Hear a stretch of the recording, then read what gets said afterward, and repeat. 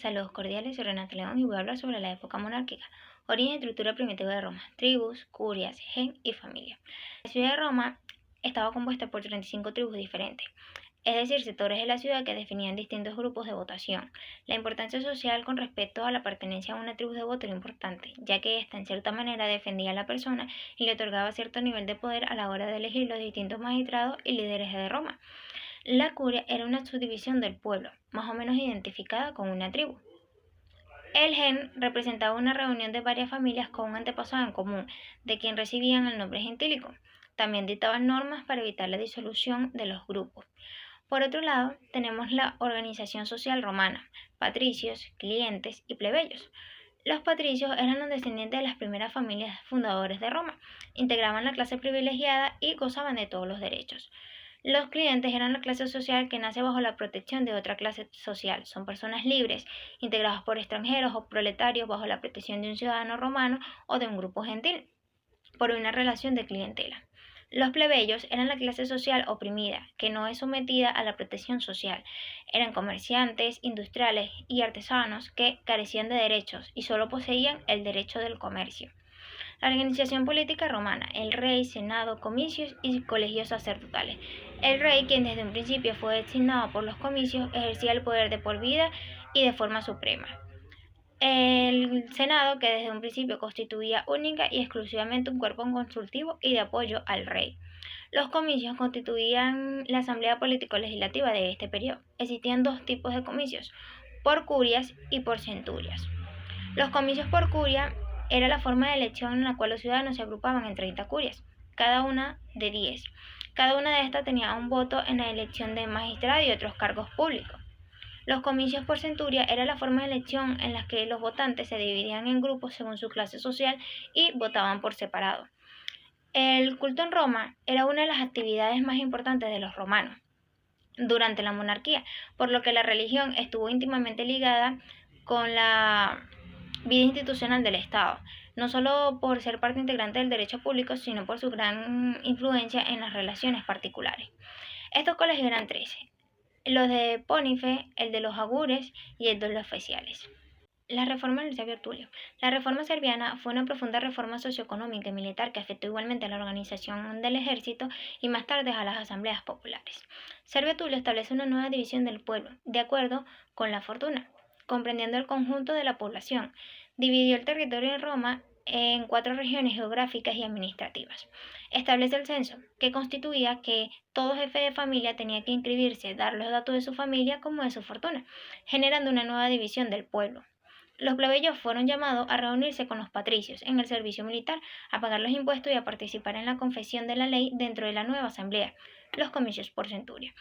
El rey Servio organizó un ejército muy especial, con ayuda de la población entera, considerando que todo el pueblo era un cuartel, tomando como base la fortuna y los bienes de los ciudadanos obtenidos mediante el censo que llevó a cabo. Con la reforma, los plebeyos, una nueva clase que estaba creciendo, a la vez tenían acceso al ejército. También lo tenían a las asambleas, apareciendo una nueva asamblea popular, los comicios centuriados de carácter militar que se celebraban fuera de la ciudad. Trataban asuntos como tratados de hostilidades, tratado de paz, alianzas, concesión de ciudadanía y a la organización de los poderes públicos.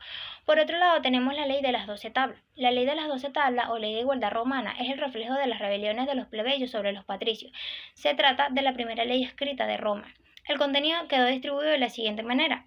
La tabla 1 y 2 trataban sobre la organización y el procedimiento judicial. La tabla 3 acerca de los deudores insolventes. La tabla 4 acerca de la patria potestad. La tabla 5 sobre la tutela y la curatutela. La tabla 6 sobre la propiedad. La tabla 7 acerca de la servidumbre. La tabla 8 del derecho penal. La tabla 9 se refería al derecho público y a las relaciones con enemigos. La tabla 10 del derecho sagrado. La tabla 11 y 12 constituyen el complemento de las anteriores. La carrera de las magistraturas del cursus honorum era una carrera política durante la República Romana. Recibía el nombre de cursus honorum y sigue existiendo durante el Imperio, sobre todo para la administración de las provincias provenientes del Senado. El cursus honorum establece el orden y la jerarquía por la que se regían las magistraturas romanas, así como el modo de cumplirlas. Por consiguiente, tenemos las magistraturas republicanas. La figura del rey es sustituida por 2 magistrados, esto es, altos funcionarios públicos llamados cónsules, que eran jefes civiles y militares del Estado. elegidos por los comicios y cuyo cargo duraba un año. Por su parte, la autoridad religiosa se separa de los poderes civiles y es confiada al gran pontífice. Muy pronto, al lado de los cónsules aparecen otros magistrados que también participaron en el gobierno de la ciudad. Las magistraturas podían ser patricias o plebeyas. Las patricias son más antiguas y siguieron llamándose así aún después que los plebeyos pudieran acceder a ellas. Las magistraturas a su vez podían ser ordinarias y extraordinarias. Una existe siempre de forma habitual como órgano estable del Estado, mientras la segunda solo aparecía en caso de excepción, para resolver situaciones de emergencia como las provocadas crisis políticas o económicas internas o externas, o a causa de alguna calamidad pública. La organización económica. La estructura socioeconómica durante los primeros siglos de la época imperial, el Principado del Alto Imperio no experimentó radicales transformaciones con respecto a los últimos tiempos de la República. Aunque se vio modificada por dos nuevos factores, el establecimiento de un nuevo marco político, la monarquía imperial y el proceso de integración de las provincias en el sistema económico y social romano. La reforma constitucional de Diocleciano y Constantino. La reforma implementada por Diocleciano en 284-315 y de Constantino en 306-337 en el ejército fue un factor decisivo en la supervivencia del Bajo Imperio Romano. Aunque algunas innovaciones específicas son atribuibles a estos dos emperadores, la medida que introdujeron representa la culminación de un desarrollo complejo y mal documentado, cuyo origen en historia temprana no siempre es posible de rastrear, como tampoco lo es atribuir la responsabilidad a un gobernante en concreto. Se incluye un cuadro de resumen de la reestructuración del ejército en unidades móviles y unidades asignadas a las tareas de vigilancia y control de fronteras, además de un mapa de doble página con el despliegue de las legislaciones en la tetrarquía en torno al año 305. Las fuentes de derecho en el imperio. Las respuestas de los jurisconsultos dadas a los jueces y tribunales se recopilaban y eran fuente de derecho. Precisamente su gran importancia proviene porque sus resoluciones se constituían como derecho consuetudinario o jurisprudencia, sirviendo de suplemento a la legislación. Justiniano y su obra de codificación. El Código de Justiniano fue una importante reforma del derecho bizantino, creada con el objetivo de aclarar y actualizar las antiguas leyes romanas, erradicar las incoherencias y agilizar los procesos legales.